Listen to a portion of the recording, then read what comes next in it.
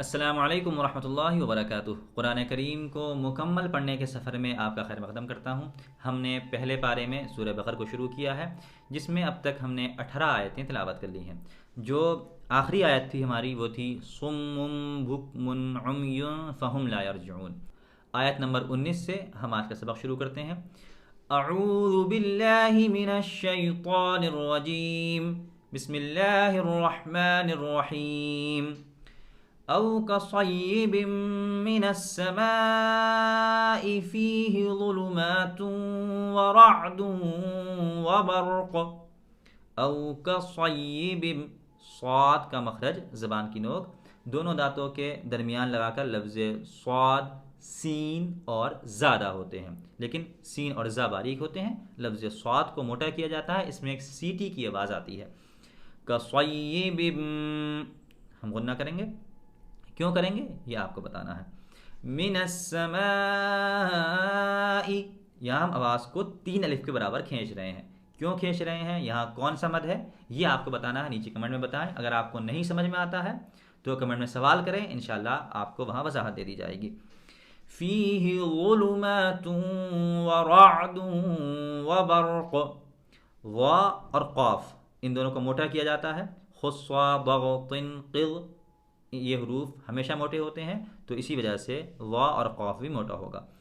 یجعلون اصابعهم فی آذانهم من الصواعق حذر الموت واللہ محیط بالکافرین۔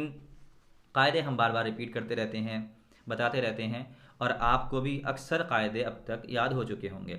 تو اب آپ کو کرنا یہ ہے کہ قرآن کریم کھول کر سامنے رکھیں اور ویڈیو کو سنتے رہیں۔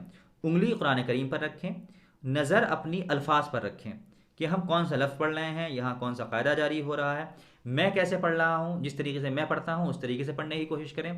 اگر آپ یہ چاہتے ہیں کہ قرآن کریم کو بہترین انداز، بہترین لہجے میں پڑھنا سیکھیں، تو میرے خیال سے ہماری یہ ویڈیو اس معاملے میں ناکافی ہے۔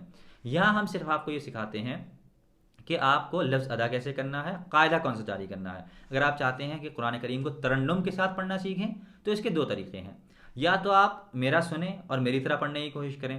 ہر انسان کے پڑھنے کا طریقہ الگ ہوتا ہے، اس لیے کہ ہر انسان کی آواز الگ ہوتی ہے، اس کے سینے میں کتنا دم ہے، یہ ڈیپینڈ کرتا ہے کہ آپ کس لہجے کو فالو کریں گے۔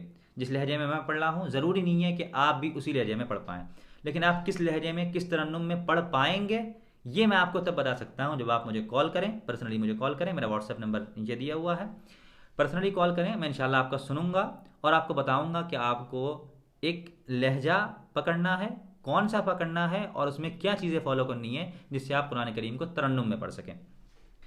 یکاد البرق یخطف ابصارہم، یکاد البرق، را کو پر کریں گے، یخطف، خا اور طا دونوں موٹے ہوتے ہیں، ابصارہم، با میں ہم قلقلہ کریں گے اور صاد کو موٹا کریں گے۔ یہاں ایک چیز اور آپ کو بتاتا چلوں کہ جو لفظ موٹے ہوتے ہیں ان کے بعد اگر الف آئے تو وہ بھی موٹا ہوتا ہے۔ مثال کے طور پر ابصارہم، ابصارہم میں لفظ صاد ہے جو ہمیشہ ہر کنڈیشن میں موٹا ہی ہوتا ہے، پر حروف میں سے ہے خصا ضغط قض، یہ حروف پر ہوتے ہیں۔ تو صاد کے بعد جو الف ہے اس کو ہم آٹومیٹکلی موٹا پڑھیں گے۔ اگر ہم موٹا نہیں پڑھیں گے تو آواز بڑی بھونڈی معلوم ہوگی۔ میں آپ کو پڑھ کے بتاتا ہوں۔ ابصارہم، دیکھیں صاد کو موٹا کیا لیکن اس کے بعد الف کو موٹا نہیں کیا۔ قرآن کریم کا ترنم اور اس کا جو خوبصورتی تھی وہ ختم ہو گئی۔ خوبصورتی کب باقی رہے گی؟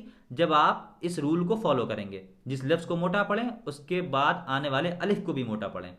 ابصارہم، یہ چیزیں بار بار میں اپنی ویڈیو میں بتاتا رہتا ہوں، لیکن اگر کوئی نیا بندہ جڑتا ہے ہم سے تو اس کو چاہیے کہ ہماری پرانی ویڈیو وہ دیکھ لے، تاکہ کچھ چیزیں جو ہم نے وہاں بہت وضاحت کے ساتھ بیان کی ہیں وہ ہر جگہ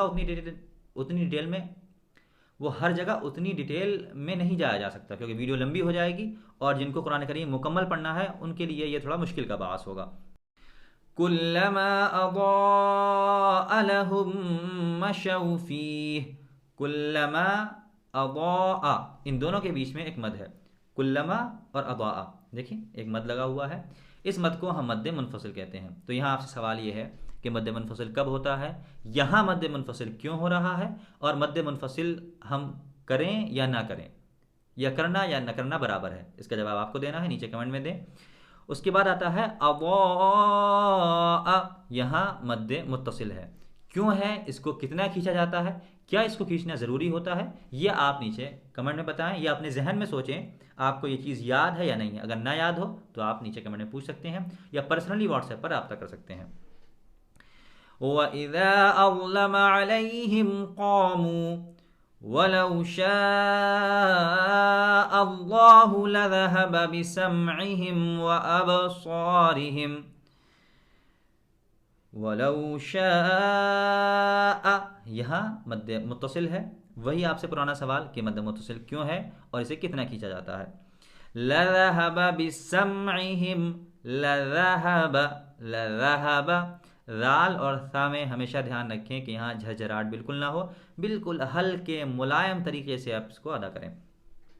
بِسَمْعِهِمْ وَأَبْصَارِهِمْ، سمعہم سین اور ابصارہم میں صاد کا مخرج سیم ہے، کیا مخرج ہے یہ آپ اپنے ذہن میں سوچیں اور نیچے کمنٹ میں بتائیں۔